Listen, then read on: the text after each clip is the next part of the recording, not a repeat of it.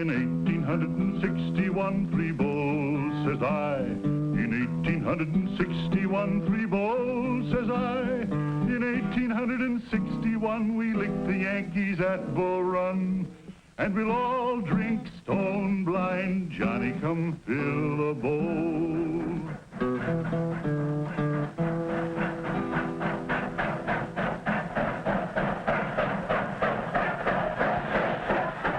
In 1863, a special train had come up from Washington, bringing a mighty important man who had a speech to make at a place called Gettysburg. Today, Gettysburg lies peaceful and quiet in the foothills of the Blue Ridge Mountains. But what happened there some time back is history.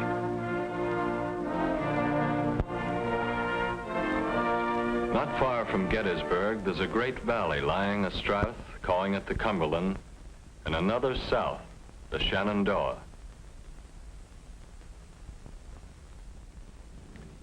And at Harper's Ferry, right where the valleys meet, a grave and tragic conflict springs to life. I, John Brown, am now quite certain that the crimes of this guilty land will never be purged away but with blood. John Brown's body lies a moldering in the grave, but it marched on above the great valley, anticipating a deadly struggle between two ways of life.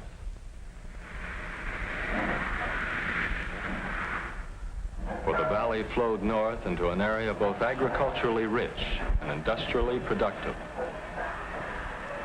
A land where factories were becoming part of the landscape. But in the southern part of the valley and the land beyond, a way of life depending on the hand labor of slaves. A different way of life that seemed to call for a different kind of government. This union was established on the right of state to do as it pleased on the question of slavery and every other question.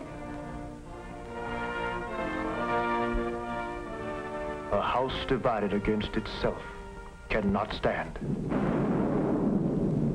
April 12th, 1861. Confederate guns fire on Fort Sumter. The war had come. South Carolina had seceded from the Union in December of 1860, and 6 other slave states had soon followed. But the state of Virginia hesitated, even after Sumter, and whether it would secede or not was of grave concern to a Virginian named Robert E. Lee. If Virginia stands by the old Union, so will I. But if she secedes, then I will follow my native state with my life.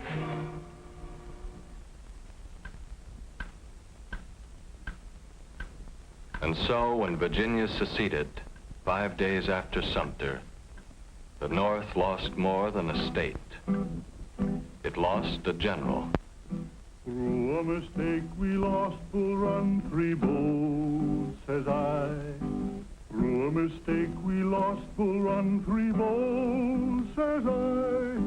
Through a mistake we lost Bull Run, and we all skedaddled to Washington. And we'll all drink stone blind. Johnny, come fill the bowl. Neither side had wanted it, but the first battle was at hand. And man or boy, Johnny Reb or Billy Yank, each soldier faced his own worst moments alone, waiting.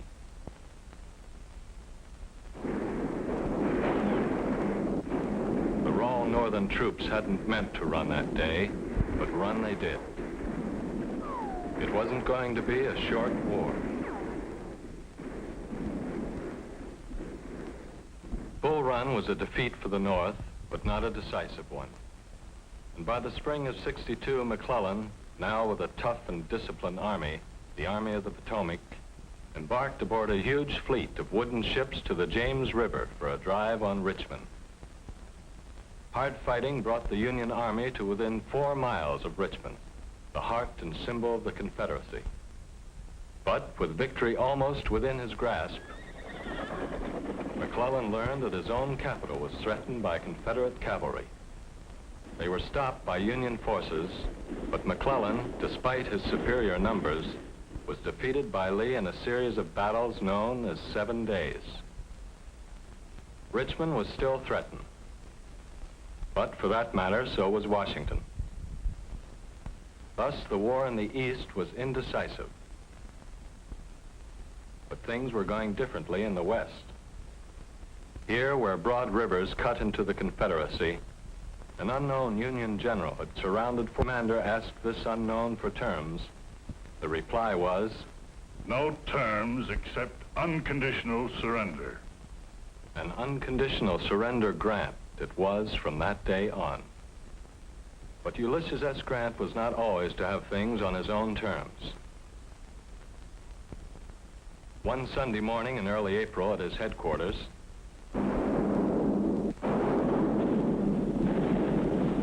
Grant's forces had been surprised, and thus began the terrible Battle of Shiloh. 40,000 Confederates pressed the Union troops to the very edge of the river, towards what looked like inevitable disaster. But Federal reinforcements arrived overnight, reinforcements which turned the tide of the battle. And when it was over, the Union Army held the ground, but at a cost more terrible than could be imagined. General Grant looked over the field. I looked at a field over which the Confederates had made charges the day before, so covered with dead. Now, after more than a year of hostilities, the grand strategy of the North began to emerge. Total blockade on the sea and the splitting of the Confederacy by way of the western rivers.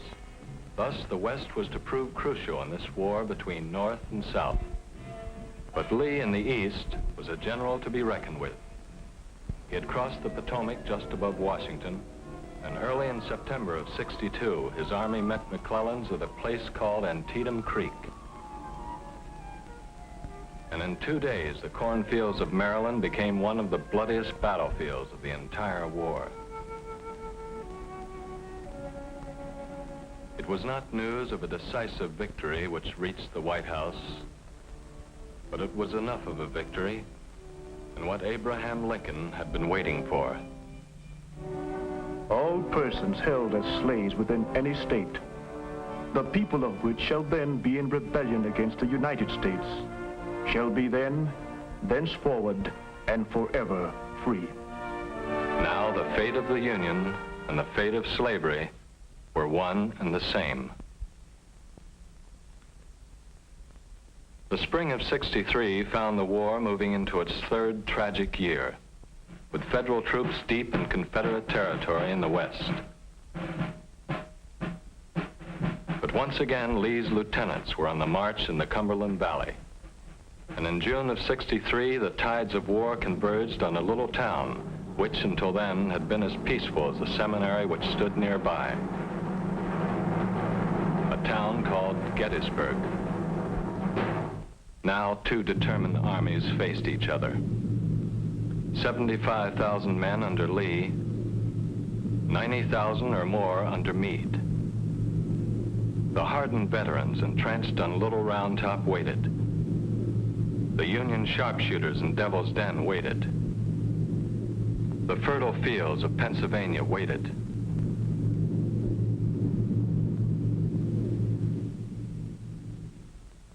But Lee's first assault failed to dislodge the Federal troops from Cemetery Ridge. Meade's men got what sleep they could among the graves that night. The fighting had been hard. And when morning of the third day came, Lee mounted his fateful attack.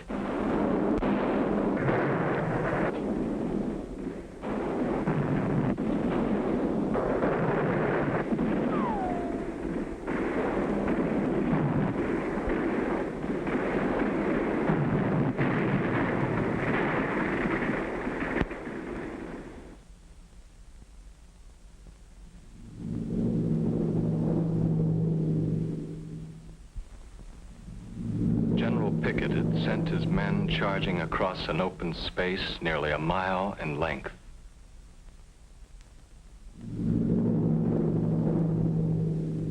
They had moved with the steadiness of a dress parade. Their defeat was one which all but sealed the fate of the Confederacy.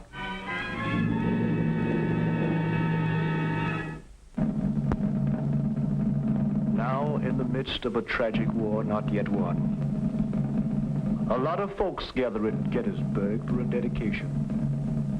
And among them is the president. He looks older now, seldom smiles. War's been so long, so many dead on both sides. After a while, after the main speaker, he has a few words to say. He speaks briefly, quietly, of the brave men, living and dead, who struggle here.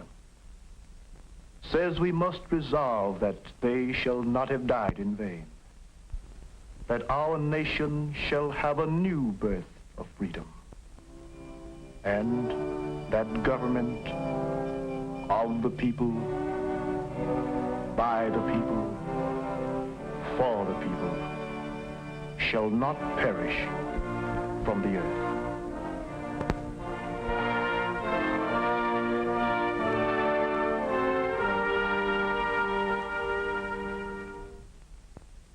But the terrible war went on, and once again the West proved crucial. Vicksburg had surrendered to Ulysses S. Grant in July of '63. Then Grant took command in Chattanooga and stormed the Confederate positions on Missionary Ridge. East Tennessee, the way into Georgia, was now in Union hands, as was the Mississippi River. The Confederacy was divided, and in Grant, Lincoln had at last found a fighting general. Now placed in supreme command of all Union forces, Grant threw the Army of the Potomac into the Wilderness Campaign. Slashed at Lee's line, was pushed back, struck again and again. The South was slowly being worn down by the better equipped and larger armies of the North, by strangling blockade on the sea. And once again, word came from the West. Federal victories there were opening the way into Georgia. And the way into Georgia was taken by William Tecumseh Sherman. Atlanta fell to Sherman in August of '64, and then began a 300-mile march to the sea. A march whose mission was to destroy the productive heartland of the South. A march whose mission was accomplished. The garden area of the Confederacy was laid waste. In 1864, the rebels had enough of the war, and we'll all drink stone blind. Johnny, come fill the bowl. The war could not go on much longer. Grant besieged Petersburg, and with Sherman's cavalry joining him, forced Lee to abandon his capital. It is April 3rd, 1865. Lee's armies are all but surrounded. 6 days later, two former graduates of West Point meet in a small house in a town called Appomattox.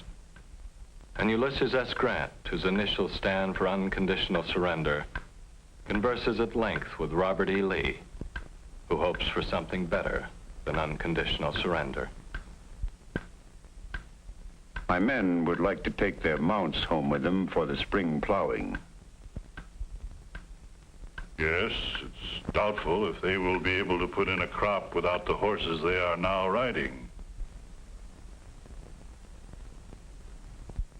With malice toward none, with charity for all, let us bind up the nation's wounds, to care for him who shall have borne the battle, and for his widow and his orphan, to do all which may achieve and cherish a just and lasting peace among ourselves and with all nations.